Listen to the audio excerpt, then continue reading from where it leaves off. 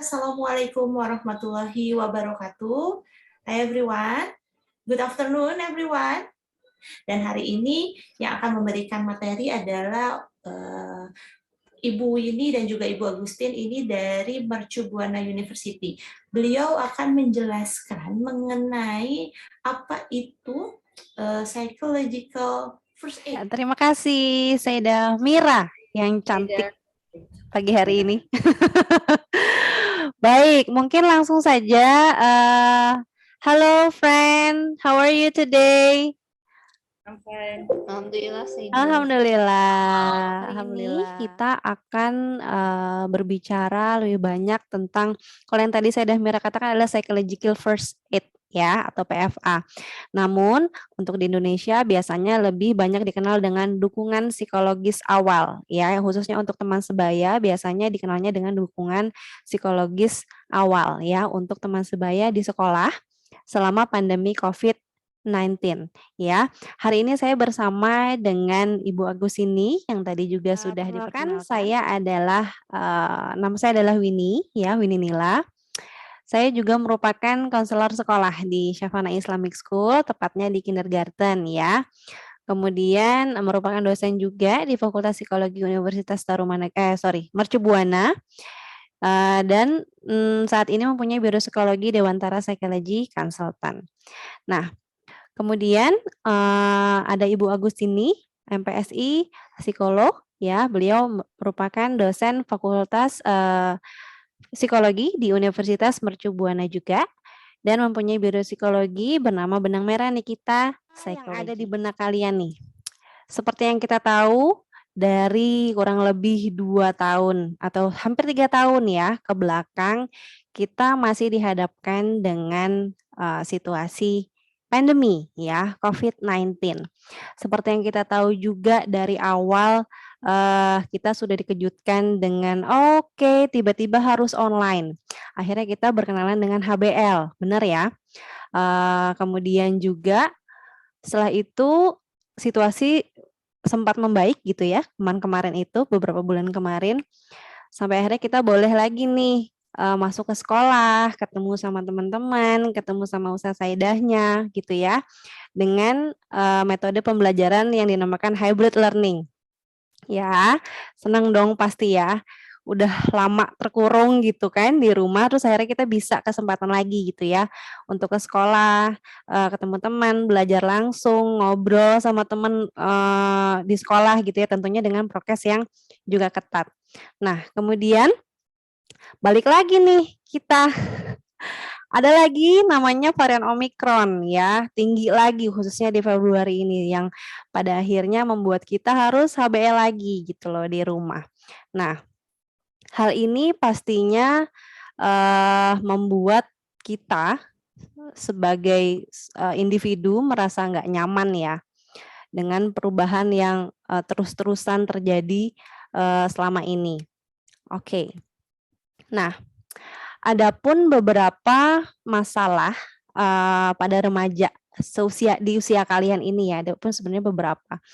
Nah, itu sebenarnya igernya atau sumbernya bisa dari keluarga, bisa dari satuan pendidikan atau di sekolah, ataupun lingkupnya akan lebih besar lagi, yaitu di masyarakat.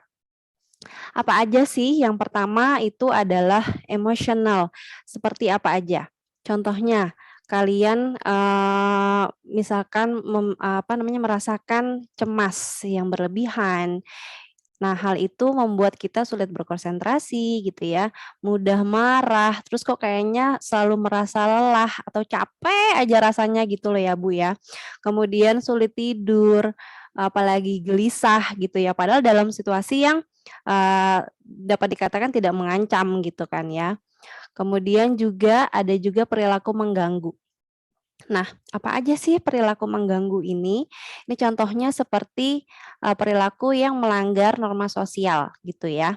Misalkan berantem, entah di sekolah ataupun ada pertikaian gitu ya di sekolah, kemudian bisa merusak atau menghilangkan barang temannya gitu ya, di sekolah itu juga bisa termasuk.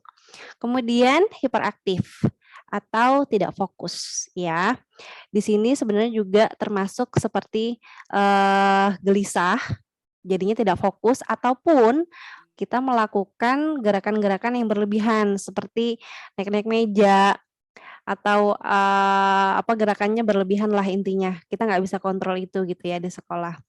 Itu karena mungkin kita merasa nggak enak atau nggak nyaman di diri kita tapi nggak tahu harusnya kayak apa ya melampiaskannya begitu ya. Kemudian yang terakhir adalah ketidakpedulian ya. Ini sebenarnya lebih kepada norma sosial ya.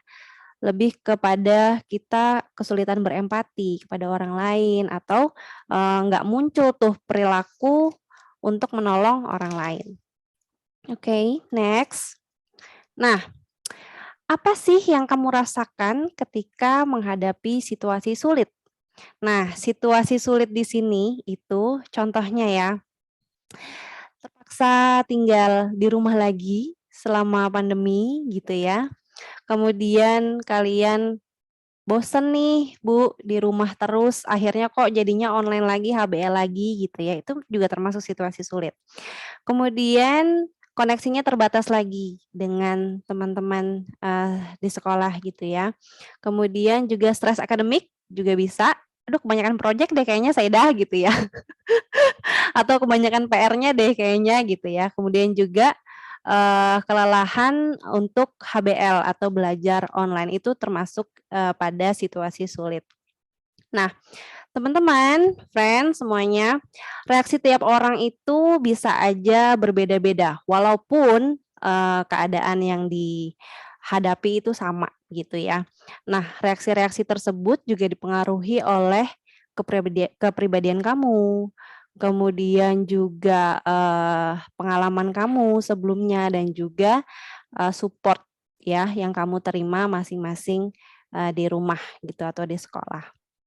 Oke, kemudian, reaksi ini juga sebenarnya kalau yang kamu lihat di situ ada sedih, marah, cemas, takut, atau bingung itu sebenarnya contoh-contoh dari reaksi emosi. Namun jangan salah, ada juga, reaksi fisik juga gitu. Yang pertama biasanya kelihatan tuh di fisik juga gitu. Misalkan, kalian kadang-kadang apakah merasa pusing, mual gitu ya, atau kok tiba-tiba mahnya kambuh gitu ya, Bu atau Saidah gitu ya.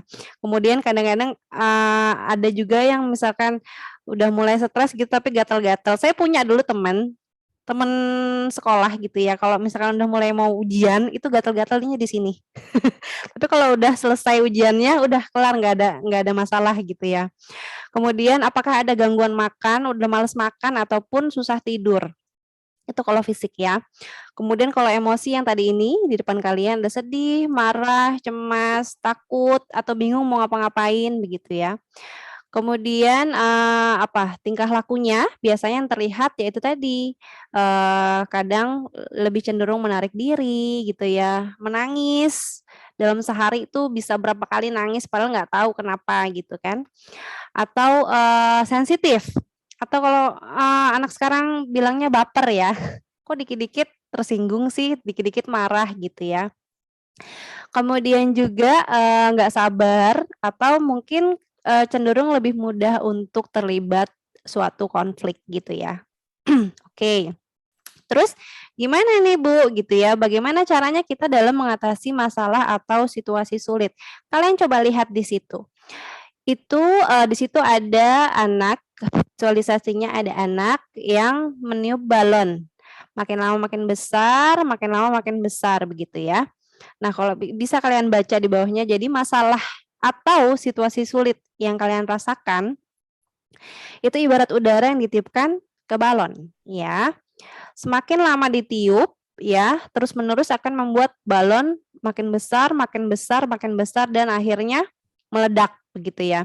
Kita dapat melepaskan tekanan itu secara perlahan dan mandiri, dan bantuan teman dapat membuat lebih mudah bagi kamu untuk mengatasi masalah atau situasi sulit. Jadi intinya gini teman-teman, makin lama kalian untuk niup balon terus besar dan akhirnya meledak, masalahnya nggak kelar, yang ada makin nambah masalah lainnya gitu ya. Alangkah lebih baik apabila kita demi sedikit mengempeskan balon tersebut sampai akhirnya kita juga tenang, begitu ya.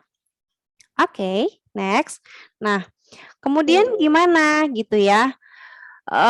Oke, kita dihadapkan dengan situasi sulit, situasi nggak nyaman. Terus abis itu juga ada reaksi yang muncul juga nih, mungkin ya di beberapa di kalian yang nggak enak juga, nggak nyaman juga untuk dirasain. Nah, inilah pentingnya ada namanya dukungan psikologis awal atau DPA ya. Ibaratnya kalau P3K itu untuk pertolongan pertama orang yang terluka gitu ya. Apa misalkan pakai apa namanya Hansaplast, betadine begitu ya. Kalau di psikis ya, pertolongan psikis itu ranselnya itu adalah dukungan psikologis awal. Apa sih DPA ini? Yaitu keterampilan sederhana untuk membantu temanmu dalam menghadapi masalah atau situasi sulit ya. Jadi intinya tujuannya si DPA ini sebenarnya lebih kepada mengurangi dampak negatif dari situasi sulit yang kamu rasakan. Kemudian, nah ini adalah 2 tujuan utama sebenarnya untuk memberikan bantuan DPA ya, khususnya untuk teman sebaya.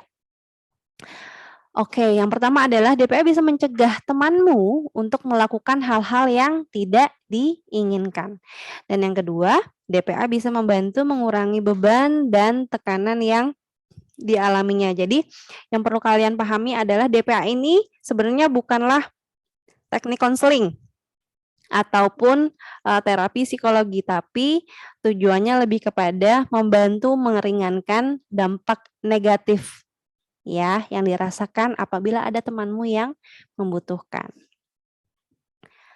Oke, kemudian siapa aja nih Bu yang bisa memberikan bantuan DPA gitu ya.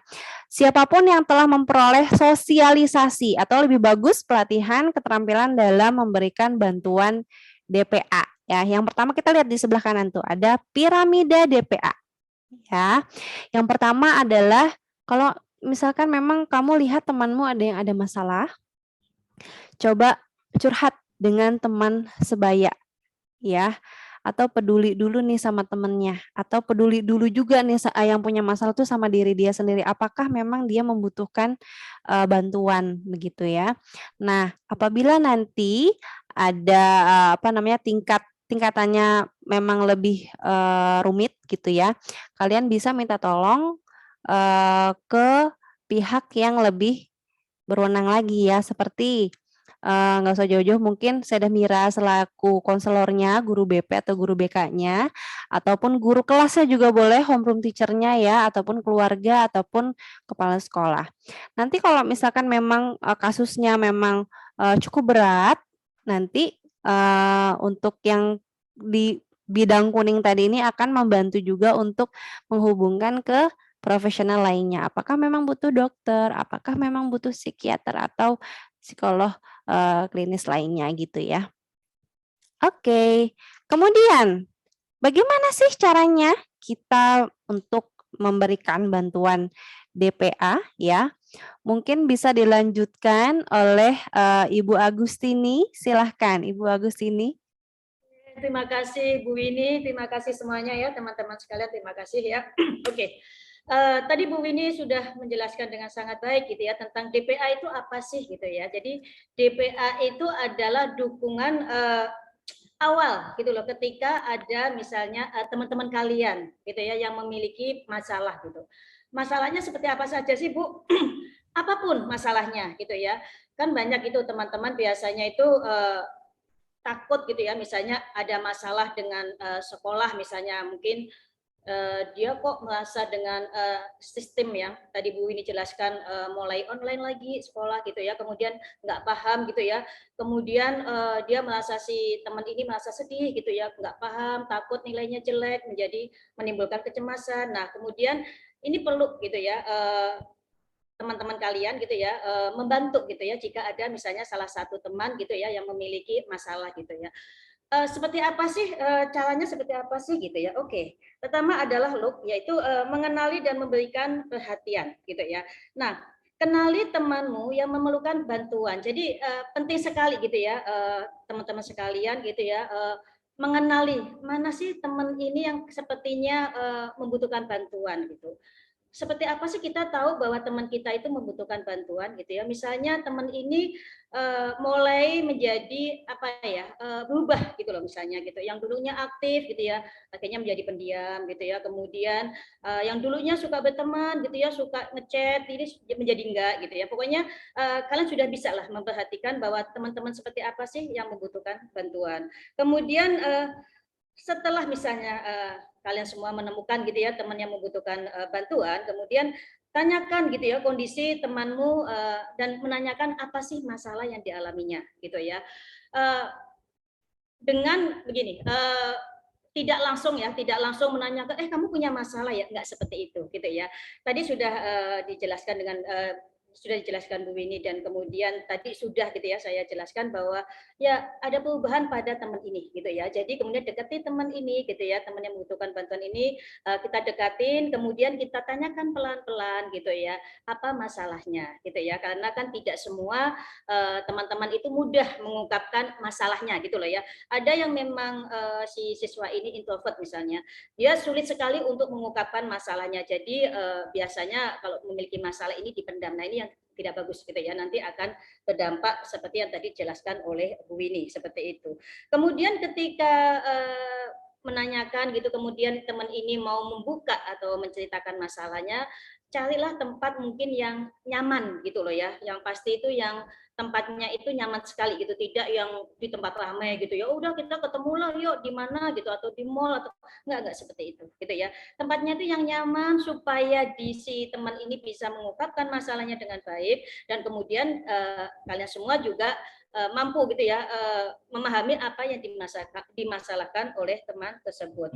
Kemudian iya, setelah teman mengungkapkan masalahnya gitu ya, penting sekali memberikan kenyamanan pada teman yang memiliki masalah ini gitu ya. Misalnya ketika ya teman misalnya masih sedih gitu ya, oke kita tunggu dulu gitu ya. Misalnya dia menangis gitu ya, kita tunggu dulu gitu ya. Kita tunggu dulu, kemudian kalau perlu kita kalau sama ya, misalnya teman laki-laki dan laki-laki, perempuan dan perempuan, bisa jadi misalnya kita dukungannya kasih tepuk sedikit tangannya gitu ya, menandakan bahwa kita itu akan bisa membantu seperti itu ya. Nah kemudian ya dikasih minum gitu ya, kemudian kalau dia menangis oke kasihkan tisu gitu ya untuk mengusap gitu ya, tapi jangan diajak jangan dipaksa untuk menceritakan dulu, tapi supaya si teman ini penting sekali supaya dia tenang dulu gitu loh. Kalau tenang nanti dia akan mudah mengungkapkan masalah yang dialami seperti itu ya.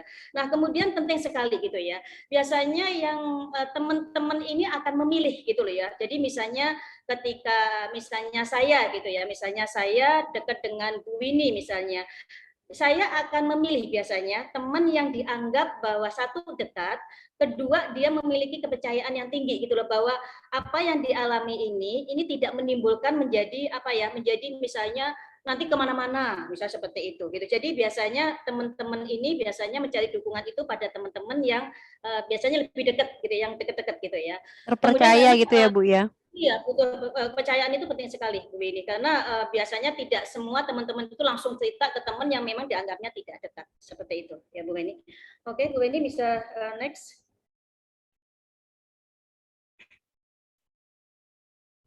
Oke, ya selanjutnya adalah listen atau mendengarkan. Ini penting sekali gitu ya. Jadi ketika teman yang memiliki masalah ini menceritakan gitu ya, Anda sebagai pendengar ini harus mendengarkan dengan baik gitu apa yang diceritakan oleh teman gitu ya. Jadi Anda hanya cukup mendengarkan saja dengan penuh empati gitu ya. Jadi ya ketika teman menceritakan sebaiknya tidak dipotong gitu ya. Kemudian tidak menilai, menjudge gitu ya. Jadi biarlah si teman yang memiliki masalah ini menceritakan semua masalahnya dengan tenang gitu loh, tanpa ada potongan atau penilaian dari Anda yang ingin membantu seperti itu. Jadi penting sekali gitu ya.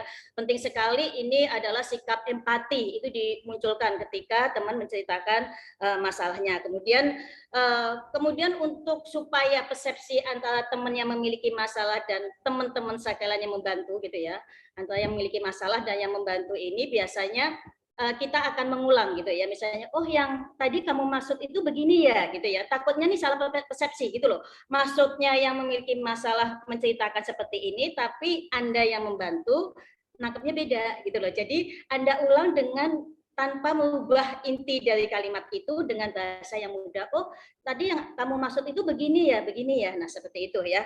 Ini perlu gitu ya. Nah, kemudian ketika teman menceritakan gitu ya, memang penting sekali empati gitu. Empati itu sangat penting sekali ketika kita membantu siapapun yang membutuhkan bantuan kita gitu ya.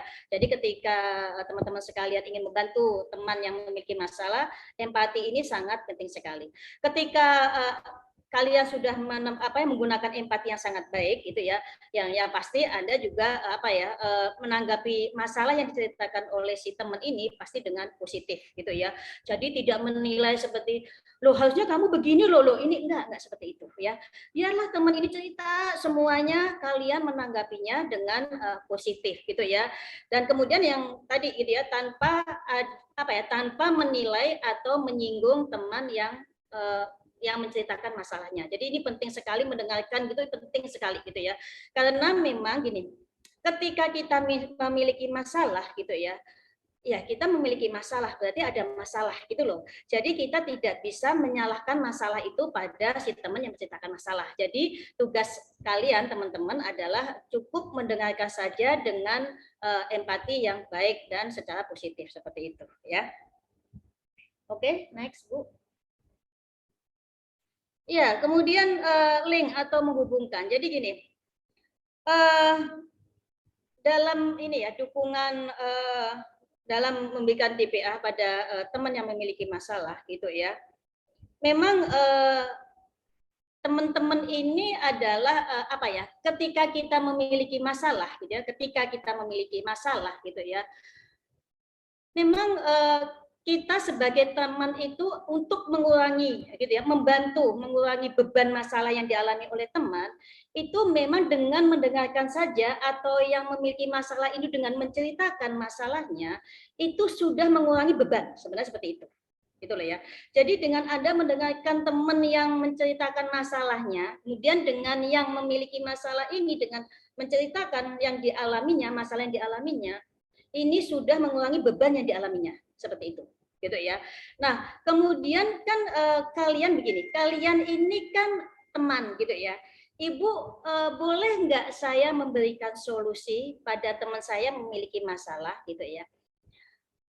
Kalau memang masalah ini Anda ya teman-teman sekalian tidak mampu gitu ya, misalnya aduh aku kok bingung ya temanku ini gimana ya harusnya gitu ya. Seperti tadi Bu Winnie jelaskan gitu ya di atas bahwa ketika Anda tidak mampu membantu gitu ya, kan Anda mendengarkan gitu ya seperti itu. Kemudian waduh gimana ya takutnya solusiku salah gitu ya. Nah, boleh Anda memberikan merekomendasikan atau menghubungkan misalnya teman Anda untuk misalnya tadi gitu ya, menghubungi BK gitu ya atau bimbingan konseling kalau di sekolah seperti itu gitu ya.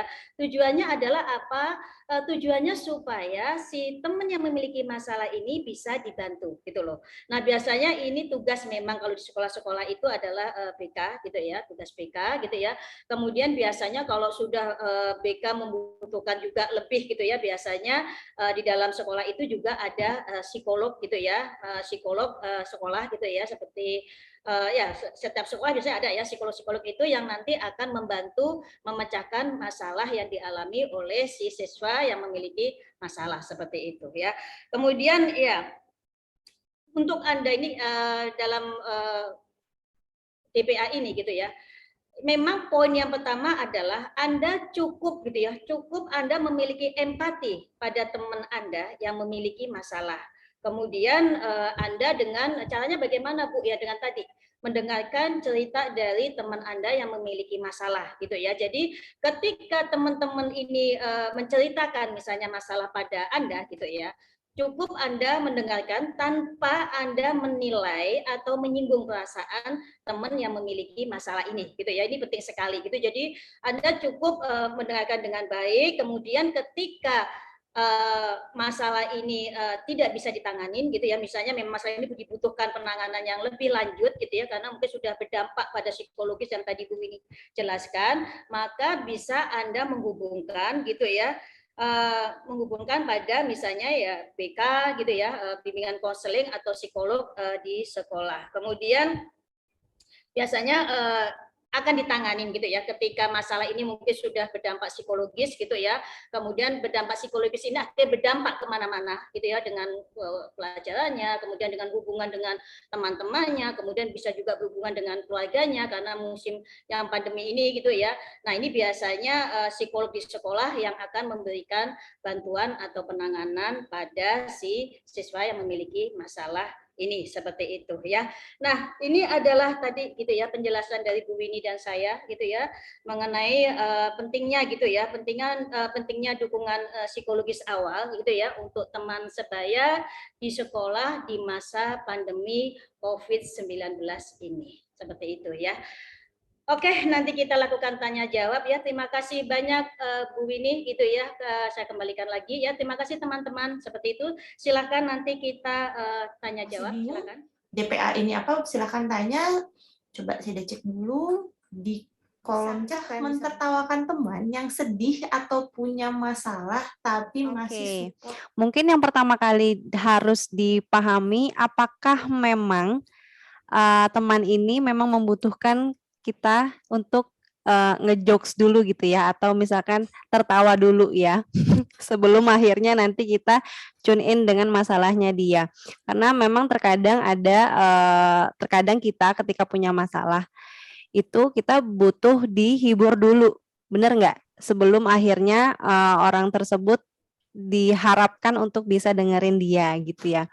Nah inilah mungkin pentingnya yang tadi Ibu Agus ini bilang, empati kita dulu nih, diadain dulu ya, dihidupkan dulu gitu loh. Oke, ketika kita melihat kita lihat dulu temennya nih sebenarnya lagi ada masalah apa enggak gitu ya. Kalau memang misalkan, oke, ini kayaknya temanku ada masalah deh gitu ya.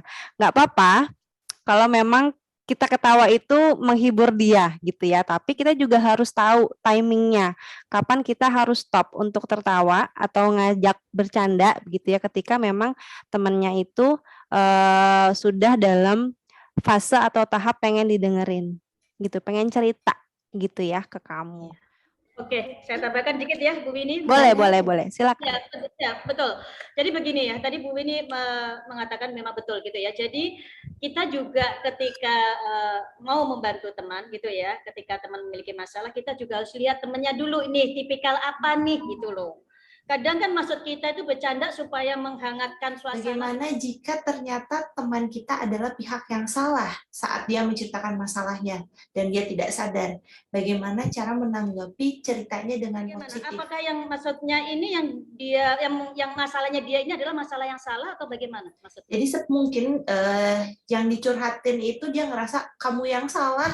Nah, tapi saya kan dicurhatin nggak boleh ngejudge tadi kata Ibu ya. Nah, jadi bagaimana menanggapi itu padahal jelas-jelas salah mungkin.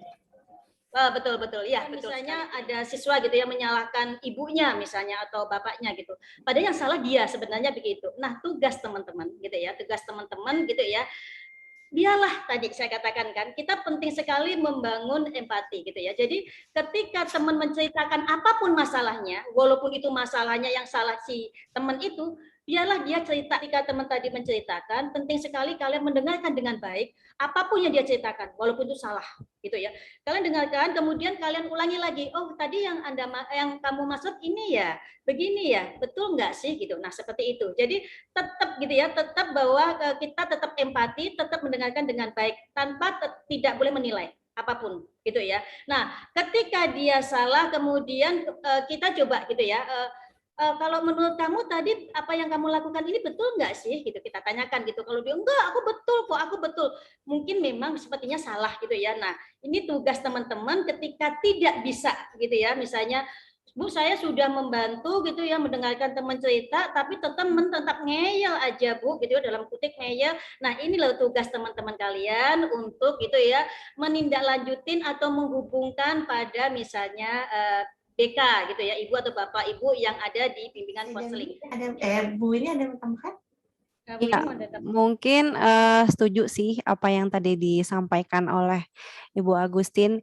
Intinya teman-teman, kita beri kesempatan teman kita yang membutuhkan atau butuh bantuan itu untuk cerita dulu deh gitu. Yang penting mereka udah punya wadahnya untuk cerita nih. ke orang yang tepat menurut mereka, begitu ya. Karena dengan bercerita, setidaknya itu sudah bisa kan meringankan beban pikiran atau mental mereka ya, walaupun mungkin sepersekian persen gitu kan, tapi setidaknya sudah ada kesempatan untuk menuangkan apa isi hatinya. Untuk kemudian yang tadi juga sudah Ibu Agustin katakan betul juga, untuk kemudian diarahkan atau dihubungkan kepada Karena konselor ini sekolah. berkaitan nih dengan pertanyaan berikutnya, bagaimana cara memperbaiki mental seorang diri? Kadang aku takut berbicara. Nah, ini berarti masalahnya ada di dia, dan dia takut untuk ngomong ke teman atau ke siapa. Kita tuh makhluk sosial, kita tuh membutuhkan orang lain, gitu loh ya. Jadi ketika kita ada masalah, gitu ya, memang kadang pertama yang kita lakukan adalah kita berusaha untuk menyelesaikan masalah itu. Terkadang seperti itu. Ya, ternyata ini justru tidak bisa menyelesaikan, malah berdampak ke yang tadi Bu Winnie jelaskan gitu ya. Misalnya ke emosi yang negatif gitu ya. Jadi karena bingung dengan masalahnya, kemudian bagaimana menyelesaikan masalah juga nggak ngerti gitu ya, kemudian muncullah gitu ya reaksi seperti emosi negatif ya tadi gitu ya. Nah, memang gini, memang tidak semua ya individu itu sama. Ketika ada yang mudah mengungkapkan masalahnya gitu ya, mungkin yang tipikal extrovert gitu ya, yang mudah mengungkapkan masalahnya dikit-dikit gitu, nangis-nangis gitu ya, bisa dikit-dikit ketawa-ketawa. Tapi ada yang introvert itu biasanya mungkin ada beberapa itu yang dia tuh tidak bisa mengungkapkan masalahnya gitu loh.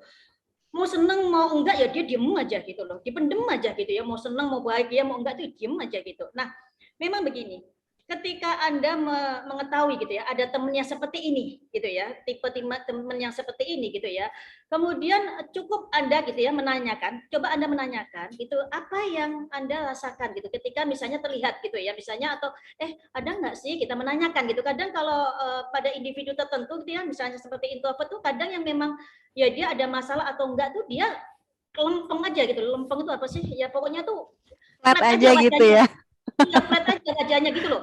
Kan kalau yang ekspresif itu kan bisa yang sedih tuh cemberut gitu ya, diem kelihatan gitu. Kalau yang seneng kelihatan gitu ya. Tapi kalau yang introvert ini bisa yang lempeng gitu, mukanya itu yang flat gitu loh. Mau seneng, mau sedih, mau bahagia apapun ya tetap aja gitu.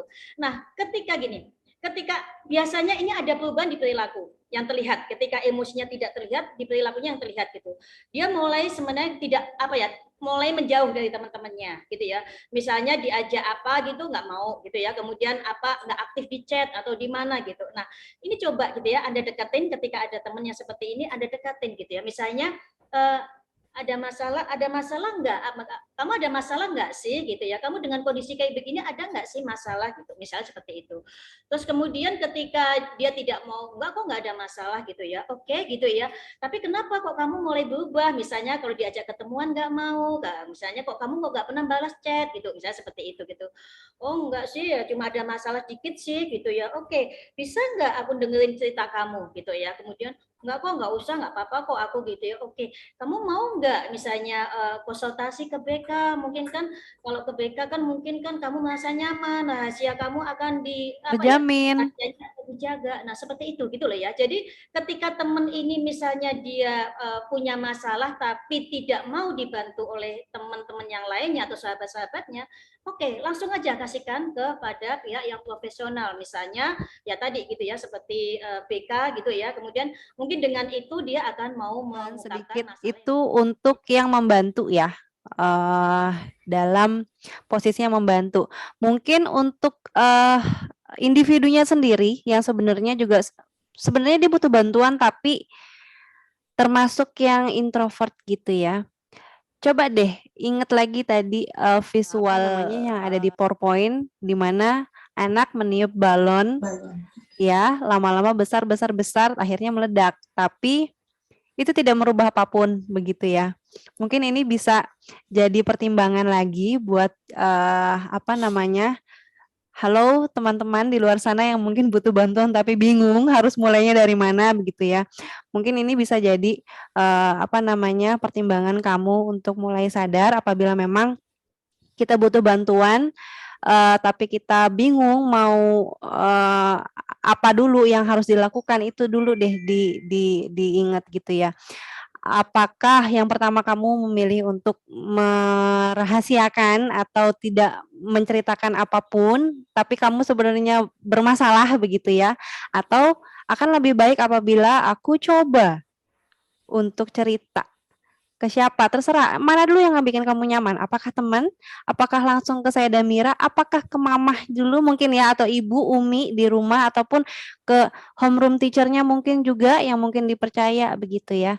Jadi sekali lagi mungkin untuk dukungan psikologis awal ini adalah kita bukan Tuhan, kita bukan Allah gitu ya.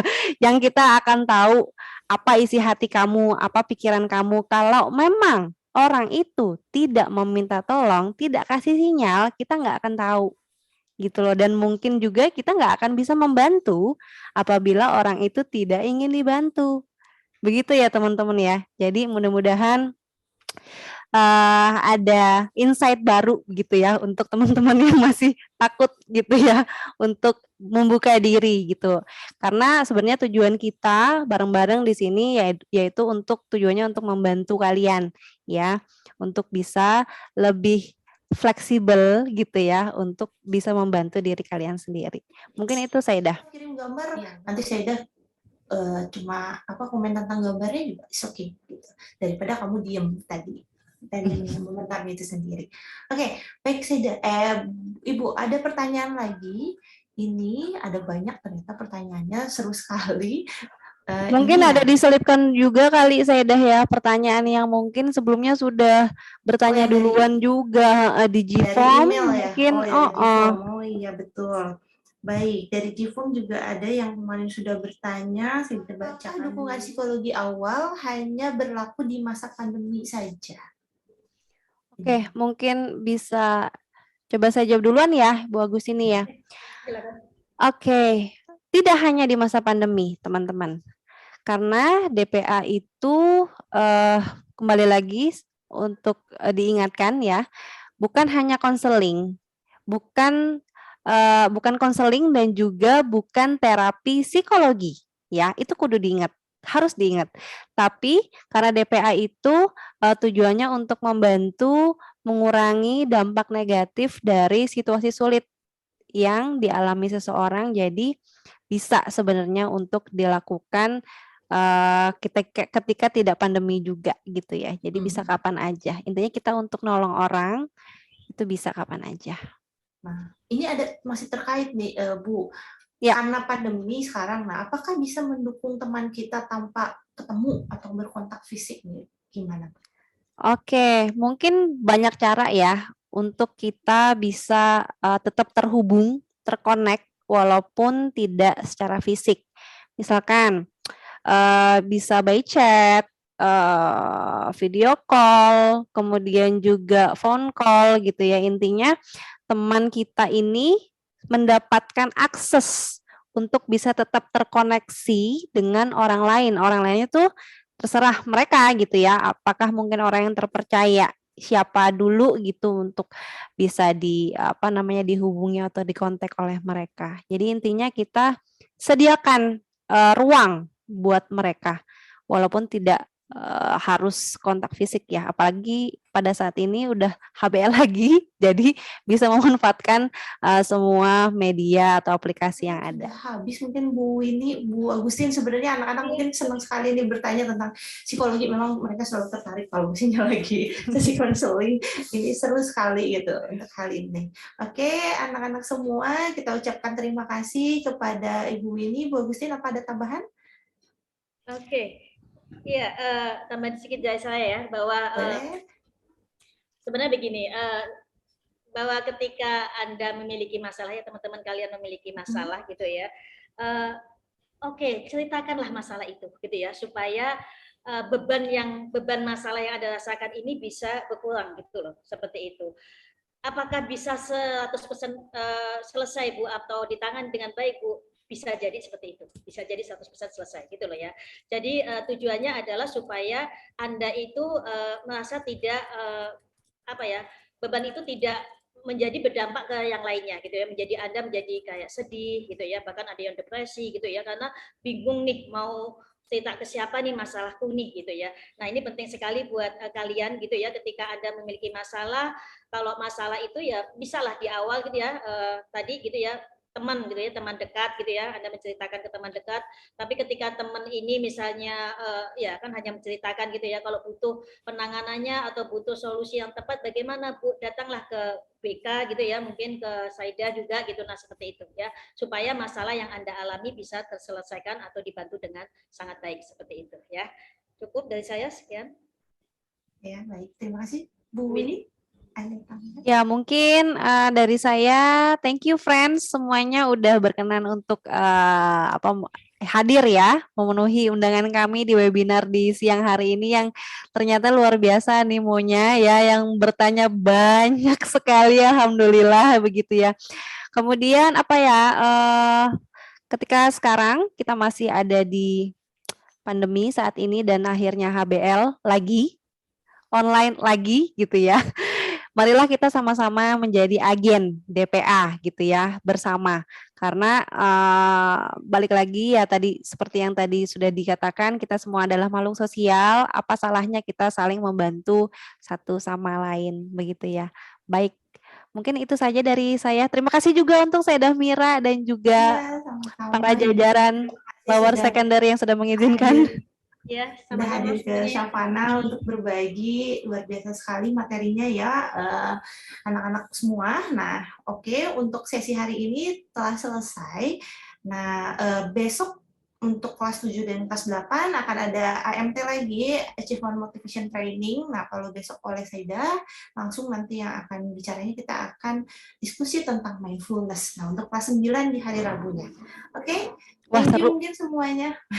Ya, seru, pasti seru nih. Pokoknya tentang mindfulness gimana sih untuk supaya biar happy. Kalian kan pengennya happy tuh. Oke, baik Ibu. Terima kasih sekali anak-anak semua. Kita tutup acara ini dengan membaca alhamdulillahirabbil alamin. Wassalamualaikum warahmatullahi wabarakatuh. Waalaikumsalam warahmatullahi wabarakatuh.